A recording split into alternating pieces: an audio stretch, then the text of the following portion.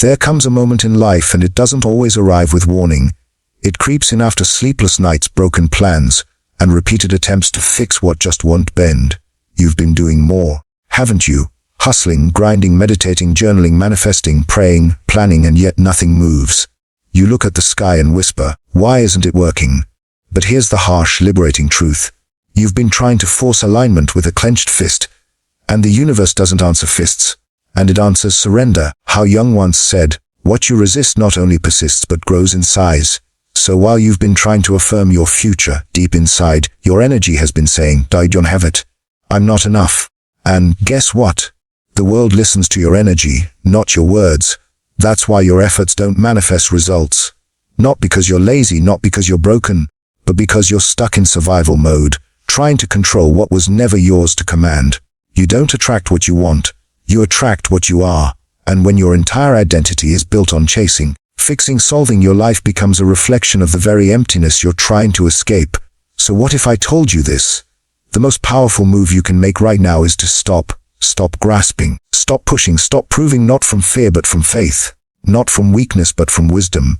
Because when the doing stops, the becoming begins. When the noise dies down, the unconscious awakens. And when you finally stop interfering, the psyche begins to heal. The shadow begins to integrate and reality starts aligning on its own. This is not the end of your effort. This is the beginning of your surrender. Not giving up, but giving into something deeper, something timeless. Let go and watch what happens. Let's begin. Chapter 1. Stop chasing. You're blocking yourself. We've been sold a lie. That success comes from chasing. That happiness is a result of relentless pursuit. That if you just run faster, push harder, and keep grinding, eventually what you want will fall into your hands. But Carl Jung didn't teach us to chase dreams. He taught us to turn inward, to ask, why am I chasing this in the first place? Because sometimes the thing you're chasing isn't the real desire. It's the band-aid for a deeper wound. When you crave love so badly, it consumes your thoughts. Is it really about love, or is it about the fear of being abandoned again? When you obsess over wealth, is it truly about money, or are you still trying to prove your worth to the people who once made you feel small? Jung's genius wasn't in motivation. It was a confrontation. He said, until you make the unconscious conscious, it will direct your life and you will call it fate. That means if you don't bring your wounds into the light, they will control your desires and you won't even realize it. So you keep running toward things thinking they'll complete you. But life doesn't give you what you want. It gives you what you are. And if what you are is wounded, desperate, fragmented, then every goal you chase will slip through your fingers. Because the energy behind your effort is saying, I am not whole. I am not worthy. I need this to feel good enough. And the universe, it always mirrors your vibration. You say, please give me love. But your energy says, I don't have it. So it echoes back, you're right. This is why people burn out chasing relationships that never work, careers that drain them, validation that fades. Not because the goal is wrong, but because the self behind the goal is bleeding. The obsession is never about the thing. It's about what you believe that thing will fix inside you. And here's the uncomfortable truth. If you got what you wanted right now, you wouldn't even be able to hold it because your hands are still trembling with old pain. Jung wasn't here to help you manifest from ego. He was here to help you integrate your soul, to stop chasing and start facing the part of you that's been quietly screaming, I'm not chasing success, I'm chasing wholeness. So here's your turning point. Before you ask the universe for more, ask yourself, what part of me still feels empty? Because once you heal that, you'll stop chasing what was never yours and start attracting what was always meant for you. This is not about quitting your goals. It's about cleansing your reasons. That's when the unconscious stops resisting. And that's when the universe says, no, you're ready. You're not here to chase alignment. You're here to become it. And becoming begins in stillness. Chapter 3. Detachment isn't giving up, is awakening. Let go. Not as an act of defeat. Not because you've given up on the outcome, but because you've finally awakened to the truth. I was never meant to control the world. I was meant to understand myself within it. Detachment isn't about apathy. It's not about pretending nothing matters. It's about reclaiming your energy from places it never belonged in the first place. It's the quiet confidence that says, I've done what I could. Now I surrender what I can't. Jung understood that true transformation doesn't happen in obsession. It happens in surrender, not passive resignation, but deep inner alignment. You can't fake detachment. You can't scroll Instagram saying, I don't care anymore, while secretly checking your phone every 5 minutes for their name, for a sign, for a shift. The unconscious doesn't respond to your words. It responds to your vibration. And if your vibration still says, I need this to feel whole, then life will continue to show you all the ways you're not. Detachment is not the absence of desire. It's the absence of dependence. It's the inner knowing that says, even if this never comes, I am still enough. And here is the paradox. When your energy finally aligns with that truth, that's when everything begins to flow. Not because you forced it, but because you're no longer resisting it. Life bends for those who are already whole, not those begging to be completed. So, if you're in pain right now, if you're caught in that invisible web of waiting, obsessing, hoping, pause. Not to distract yourself, but to ask, what part of me still believes that this one thing will fix everything? The part of you that's waiting for love, for validation, for success, that part doesn't need fixing. It needs witnessing. Not by the world, not by your ex, not by your parents, but by you. Because the moment you see yourself clearly, without judgment, without shame, you stop looking outside for mirrors and you start becoming your own. And that is where the real shift begins. No more chasing, no more begging, no more proving. Just being fully, unapologetically, powerfully you. Chapter 4. Allow the void. This is where transformation happens. After you finally let go, after the fight, the obsession, the gripping, the begging, something unexpected happens. Nothing. No sign, no reward, no sudden miracle, just silence. You wake up and the world looks the same. Your phone doesn't buzz. Your heart still aches. The opportunity hasn't come. The message hasn't arrived. And the voice inside you whispers, was any of that even worth it? This is the moment that breaks most people, because we've been conditioned to believe if I let go, something good will instantly replace it. But the universe doesn't move on your timeline. It moves in energetic alignment, and before it gives you what you asked for, it checks to see who you've become without it. So here you are in the void, a space that feels like nothing but holds everything. This is in between, and the space where your old self has died but your new self hasn't been born yet. And that space is terrifying because there's no map, no proof, no external feedback to say you're on the right path.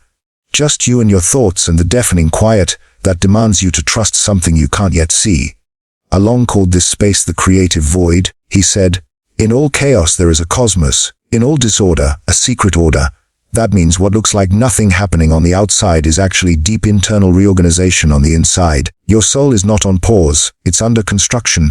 Your unconscious is rewiring, old wounds are detaching, new beliefs are anchoring. Your nervous system is adapting to receive the thing you used to beg for. But here's the trap, because you can't see it happening. Your ego tells you that this isn't working.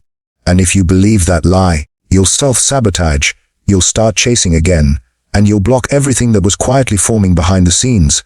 The void is not a punishment. It's a purification. It strips away everything you were depending on.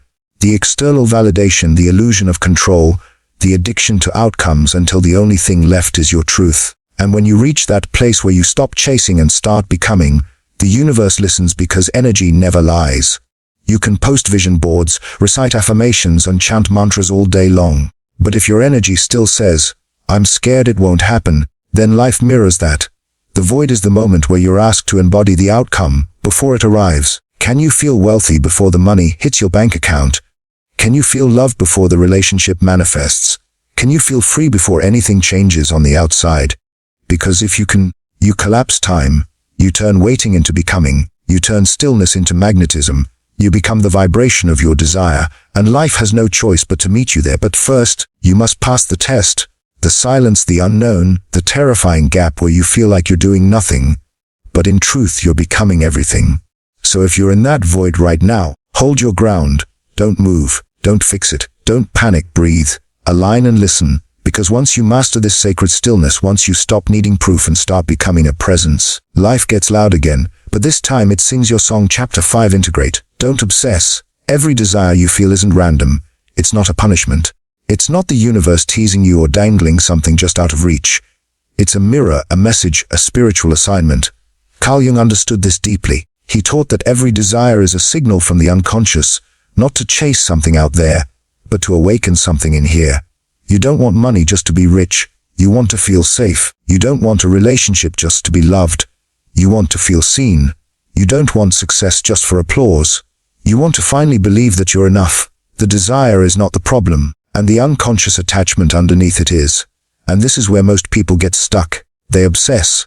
They mistake their yearning for action. They check their phone 20 times a day. They reread old conversations, they overanalyze every delay, every silence, every little shift in energy, and they call it manifestation. But Carl Jung's work, especially the process of individuation, taught us something different. The goal isn't to become perfect, it's to become whole. And wholeness doesn't come from obsessing over what you lack. It comes from integrating what you've disowned. Your light, your shadow, your power, your insecurity, your deepest truth, even the parts you've been ashamed to look at. Because when you finally hold both your strength and your struggle, you stop needing life to fill you. You become full on your own. Let this land. You don't attract what you obsess over. You attract what you've made peace with. So the next time you feel the pull to chase, pause. Not out of laziness, but out of mastery. Take a breath, close your eyes and ask, what part of me still thinks this thing will complete me? Because when you realize you are already whole, that you're not missing anything, not broken, not behind, something powerful happens. The obsession dissolves, and in its place calm, clarity, and actual magnetism. You stop needing the world to prove your worth. And ironically, that's when the world starts responding to you differently. Because now your energy says, I'm already it, I'm already there. That's the difference between manifesting from desperation and magnetizing from alignment. So yes, you could keep reaching, you could keep analyzing every sign, or you could do the radical revolutionary thing. Sit still, do nothing, and let life catch up to who you've already become. Because once the internal work is done, you don't need to chase. You don't even need to ask. You simply allow, you simply receive. You must choose peace even when it's uncomfortable, even when there's no proof, even when your ego says this still isn't working. Because when you choose peace over pressure, that's when reality starts to shift. That's when you're no longer just a passenger in your life. You become the architect. Peace is your compass. Follow it and everything meant for you will follow you. Chapter 7. Shadow work is manifestation work. You can't manifest a better life by only loving the pretty parts of yourself. You can't call in abundance while rejecting the version of you that's scared, angry, ashamed, or insecure. Because the universe doesn't just respond to your goals. It responds to your wholeness. And wholeness means facing the part of you you've been running from your entire life. Carl Jung named it the shadow, not evil, not darkness, in the Hollywood sense, but the parts of you you bury to survive, the fear you silenced, the rage you swallowed, the guilt you pretended didn't exist, the unworthiness you dressed up as ambition. Most people think manifestation is about scripting, visualizing, and raising your vibration. But real manifestation, lasting, grounded, soul-wired creation, doesn't come from fantasy. It comes from integration. Let's get real. Every time you obsess over love, it's usually not about love. It's about a wound screaming, if someone loves me, maybe I'll finally feel enough. Every time you hustle harder for money, it's not just about ambition. It's about a core belief saying, I'm not safe unless I have more. And here's the trap. If your manifestations are rooted in shadow, in lack, fear, trauma, and unworthiness, then what you create will reflect that. You'll manifest a partner who triggers your abandonment wound. You'll manifest money that vanishes as fast as it comes. You'll manifest success that feels empty and draining. Why? Because you attracted it through a fragmented self. This is why Jung's work is so important. He taught that we must bring the unconscious into consciousness, because until you do, it controls your life and you call it fate. So the real question isn't how do I attract more? It's what inside me still believes I don't already have enough. That's where shadow work begins. And no, it's not easy. It's uncomfortable. It asks you to stop blaming the world and start looking inward, to stop pointing at what didn't happen and start asking what part of me wasn't ready to receive it. It's not about shame. It's about ownership. It's about holding space for all versions of you, the light and the dark, and saying, you're allowed to exist. You're allowed to be seen. And you don't have to control me anymore. Because once your shadow is seen, it no longer operates in the background. It no longer pulls strings behind your back. It no longer creates chaos just to get your attention. You take your power back, and in that reclamation your frequency changes. You no longer manifest from fear, you magnetize from wholeness. That's not wishful thinking. That's quantum alignment. That's nervous system safety. That's you becoming the version of yourself who no longer needs the world to fix what your soul has already healed. You stop forcing. You start allowing. You stop proving. You start radiating because now you're not asking the universe from a place of lack. You're becoming a version of you who already feels like it's dumb. And that inner reality is what bends the outer world. Not scripting, not vision boards, not chasing signs, but deep, grounded, fierce integration. This is the work, not the glittery, Instagrammable version of spirituality, but the real work, the work that makes you look in the mirror and say, I've been trying to manifest my future without making peace with my past. Not anymore. Now you stop running. Now you go inward. Now you face what's been silently directing your entire life. And when you do, the illusion breaks, the power returns, and your life begins to mirror your wholeness, not your wounds. That is manifestation. That is individuation. Chapter 8. Don't become the blocker of your own destiny. This might be the hardest pill to swallow, but the only thing standing between you and the life you want is you. Not your past, not your trauma, not the universe. Jung, the father of analytical psychology, the man who saw deeper into the human soul than almost anyone, said something chillingly true. The most terrifying thing is to accept oneself completely. Terrified, yes, because real self-acceptance requires confronting the parts of you you've spent your whole life avoiding. The guilt, the shame, the regret, the fear that maybe, just maybe, you're not good enough. So instead of going inward, you chase the external. You look for someone to tell you you're worthy. You hustle for love. You grind for success. You manifest not out of belief, but out of desperation to escape yourself. But here's the brutal truth. Anything you chase to avoid yourself will become the thing that avoids you.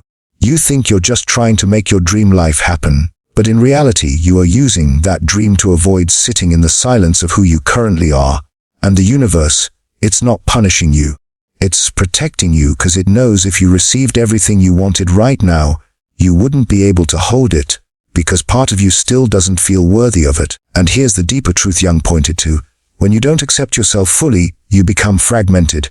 Your conscious self says, I want more, but your unconscious self says, I'm not ready. And so your energy becomes a contradiction, a tug-of-war between desire and disbelief, a magnetic field that pushes away what it pretends to attract. You become the blocker of your own destiny, not because you're weak, but because you're still operating from an outdated version of yourself, a version built in survival, a version shaped by wounds, a version that was taught to earn love, not receive it. And the tragedy, most people will live their whole lives chasing outcomes, when what they really need is to change their identity. You don't need to do more. You need to become the version of yourself that doesn't need to chase. The version that already feels what you're trying to manifest. The version that already believes, I am worthy, I am ready, I am enough. Because here's the universal law no one talks about. You don't receive what you want, you receive what you are. If you feel unworthy deep down, even if you say all the right affirmations, you'll unconsciously sabotage every opportunity, every relationship, every blessing. Why? Because your energy doesn't match your attention. So, if things aren't moving right now, if you feel stuck, it's not because the universe is ignoring you. It's because your internal frequency is saying, I still don't believe I deserve this. And the universe, it's simply reflecting that truth back to you again, not to punish you, but to wake you up. So, stop blaming the world. Stop calling it bad luck. Stop asking why nothing ever works out and start asking what part of me still believes I have to suffer before I receive. Because the moment you stop chasing outcomes and start evolving your self-concept, that's when everything starts to shift. Not instantly, not magically, but organically from the inside out, the way real transformation always does. Oh, hear this. You are not stuck. You are not cursed. You are simply being asked to rise, to grow into the version of yourself that can hold what you've been asking for. Not just for a moment, but for a lifetime. And when that inner shift happens, you won't need to force manifestation. You'll become it. That's not magic. That's individuation. That's the power of finally and fully accepting yourself. Final chapter. You're not manifesting, you're remembering. Let's end this journey with the deepest truth Carl Jung ever whispered between his teachings. A truth so powerful it doesn't just change your mindset. It restores your identity. You're not manifesting. You're remembering. All this time you thought you were building a new life. You thought you were attracting something outside of you. A dream partner, success, peace, abundance. You were doing the work. The affirmations, the visualizations, the shadow work, the healing, trying so hard to bring something into existence. But what if the real work wasn't about bringing it in, but uncovering what's always been there? Carl Jung's genius wasn't in helping people achieve more. It was in showing people that they were never missing anything to begin with, that all the pieces they were chasing were actually fragments of themselves they'd abandoned along the way. Let this land deeply. The version of you that has the love you crave already exists. It's not a future version. It's your original blueprint. But somewhere along the road the noise got loud. The world convinced you that you had to chase to matter. You had to earn your worth. You had to perform for love. You You had to sacrifice your truth to be accepted. So you forgot your wholeness, forgot your divinity, forgot your natural alignment. You didn't lose your power. You just lost your connection to it. And now as you walk the path of healing, growth, and self-discovery, you're not building something new. You're not starting from scratch. You're simply removing what's not you. The fear, the guilt, the proving, the perfectionism, the overthinking, the attachments, the stories, all of it is just static, hiding the signal of your soul. Carl Jung never gave us a system to fix ourselves because he understood something most people miss. You don't need to be fixed. You need to be revealed. Who you really is, not the overthinking, anxious, insecure self you've been identifying with. And that's the persona, the mask, a survival mechanism built over years of emotional neglect and spiritual forgetfulness. Who you really are is the witness, the soul underneath, the one who remembers stillness, the one who doesn't chase because they already embody, the one who doesn't grasp because they already are. And this is the final sacred truth. When you do nothing but when you stop grasping, hustling, scripting, manifesting from fear, you return to your original frequency, the one you were born with, the one that never needed to be proven, only remembered. That's why things start aligning when you finally let go, not because surrender is a cheat code, but because surrender is your natural state, the state of trust, the state of being, the state where soul overrides ego, where energy overrides effort, where alignment replaces anxiety. So if you're still stuck in the loop, trying to think your way into the future, trying to force the divine to move on your deadline, not because the universe is against you, but because it's trying to remind you of something you forgot. You are never here to beg for the life you want. You are here to remember that it's already yours once you become the version of you who can receive it. You are not late. You are not broken. You are not behind. You are not manifesting. You are remembering. And now you've remembered enough. Now it's time to return to the stillness, to the trust, and to the soul that already knows. Everything meant for me will arrive. Not when I chase it, but when I become it. And in that becoming, you don't force. You don't beg. You simply allow that. You simply receive. You simply are. Welcome home. If even one line in this video cracked something open inside you, don't scroll past it. Don't let this moment dissolve into your feed like every other piece of content you half watch and forget.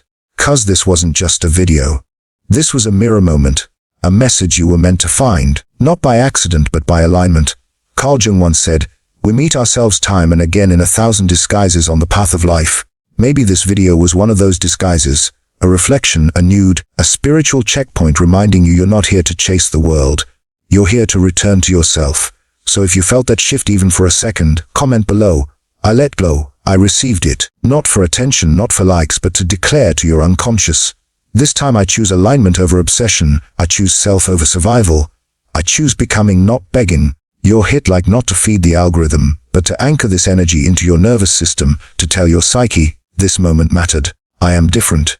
Now, subscribe if you're done with surface-level hacks and temporary motivation and ready to dive into Jungian truths that reconstruct you from the inside out.